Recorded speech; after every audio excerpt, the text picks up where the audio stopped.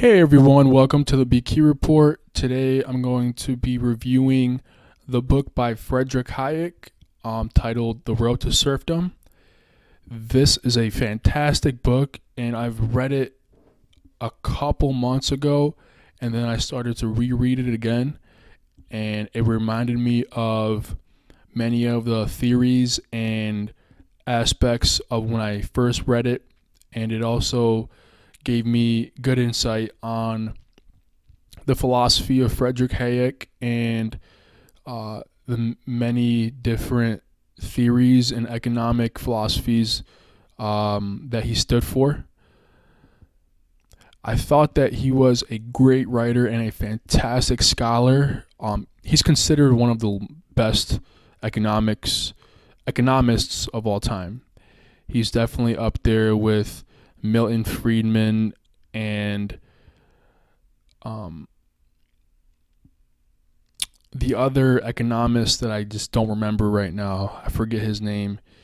He's the opposite of Friedrich Hayek, and they exchange notes. Let me look that up real quick,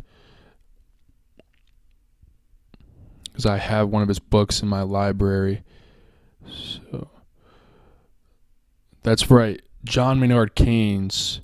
That's the name of the other economist that I currently am reading, and I'm going to review sooner or later. But first, I would like to talk about The Road to Serfdom.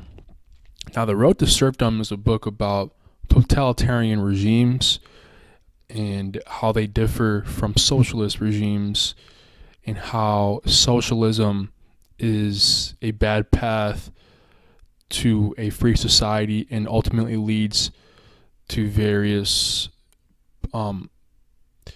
dangerous paths through the state.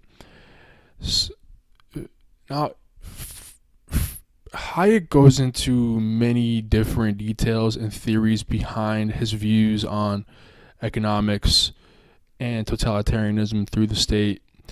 The way that he stylizes his writings are more philosophy based. Even though he is an economist, he's an economist, but he writes in philosophical ways. And so most of his writings are very difficult to follow, and it's so difficult to kind of like analyze what he's saying sometimes. And so the best thing about Friedrich Hayek is the sheer brilliance of the writings that he currently instills in his theories, as well as many parts of his essays, and then the notes at the end of the book. And in between chapters, he writes down notes of, he references many other authors like Nietzsche, Hitler, German poets, many other people that I currently can't think of at the moment. He references them in the book and talks about how the philosophy differs from theirs.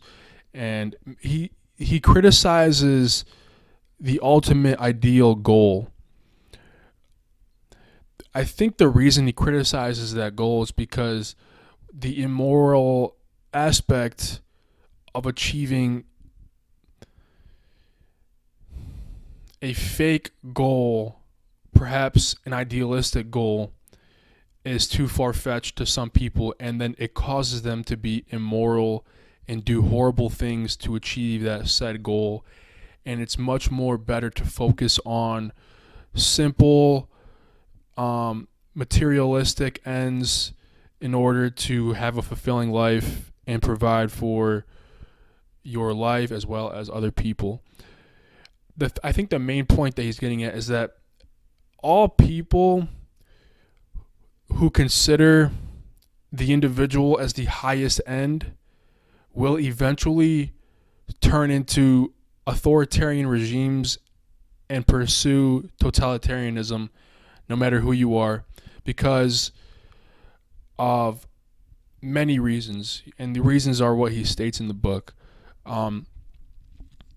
As far as I can recall, Friedrich Hayek is a brilliant economist. He knows what he's talking about when it comes to philosophy. He references very smart and brilliant people. He talks about very interesting subjects. The Road to Serfdom, I think, is one of his best works that he's ever written.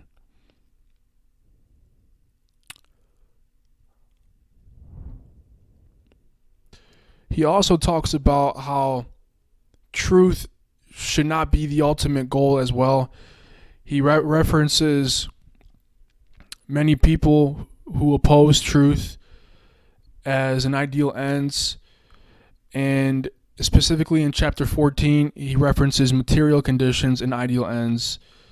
And totalitarianism is a cruel way to evaluate an economic system, because the people who are considered to be the greatest of all time in a society and in the highest rankings of society are usually men who have done terrible things to society, like, for example, committed violence or done things for the state, and they're the people who get on top of a society normally, in a capitalist society. And so he's kind of referencing the rule of law as a place where many, people fail on that end. They don't think about the virtues. They don't think about the goodness of the individual, because all they think about is achieving their idealistic image, and that comes at a cost to other people around them, and the consequences are devastating. Like, for example, the Holocaust and the many wars that occurred in Vietnam and many other places, all because of idealistic ends. There was nowhere to turn for a specific goal in reality without any baggage to it that people can strive for, like materialistic ends, such as many things in the economy. And so he argues that because people are so predestined for achieving these intangible objects, that it's very difficult to have a free society where the highest economic class controls everything through violence, through intimidation, and by coercive means. And he argues that when you are more likely to be idealistic, you are more likely to commit atrocities and therefore become a dangerous individual by way of forgetting all morals and thriving towards one end, which you may think is a good end and you may think it's a noble pursuit, but it isn't so apparent that it really is to the person pursuing it. For example, if I were to think that robbing a bank is good because I'm getting money from it, or because I just think inherently this is a noble pursuit, this is something for the common good, this is going to help people, or something along those lines,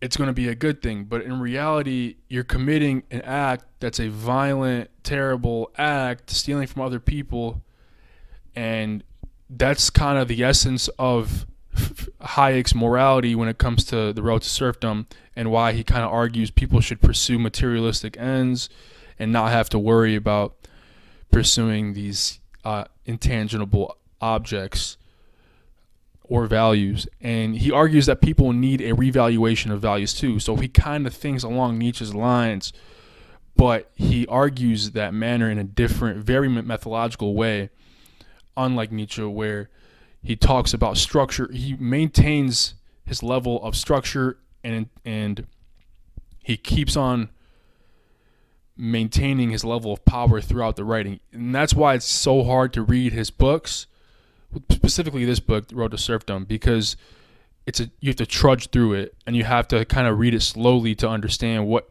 his actual points are. Because sometimes I read each line and I'm just thinking to myself, what did I just read? What is he trying to say? And I think that's the point of the book, is to allow the reader to think about what this guy is actually saying and the points he's making, and then analyze that to yourself and think, maybe this isn't such a good idea. Maybe these values that this person has may come into contact with a bad situation. And it's very thought-provoking, at the same time frustrating to some people, because you'd think that every noble pursuit with a purpose is a good thing, right? You'd think that having an ends for anything that you do and using rationality, using regular common sense to achieve a specific value and strive for value is good. You might think that, but on the same token, it may just be delusional and causing a delusional factor of yourself to look at this as something that it's really not, and making the person do things they wouldn't normally do, like commit atrocities, such as the atrocities during the Holocaust and World War II. These people thought they were doing great things for the country. And it turns out, obviously, we look back on it and say, these people did horrendous acts. They committed atrocities. They murdered millions of people. They did that in the name of a specific end or a specific purpose that they had, that they thought was very noble. And that's the main takeaway from Hayek's writings, is this is what causes people to commit these atrocities and do these horrible things to other people, affecting them in the long term and causing bad consequences to occur. And that's the main takeaway that I got, at least I got from The Road to Serfdom, is it's not always a noble pursuit to achieve your dreams or to achieve your version of reality, because that might affect other people around you. And I loved how he quoted Friedrich Nietzsche about, he said something along the lines of, if humanity lacks a goal, right?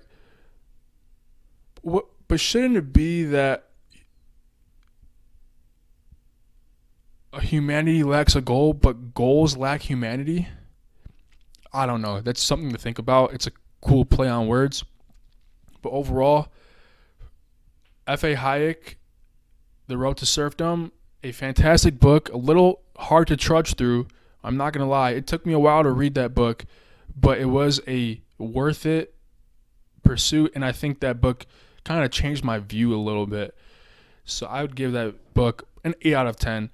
It's nothing too special in terms of philosophy, but in terms of economics and just reading books that provoke thought, it's definitely up there with one of the greatest works of all time. And it's honestly a great read if you're willing to have patience in what he's saying. And you might not agree with everything he says. I didn't agree with what he says either.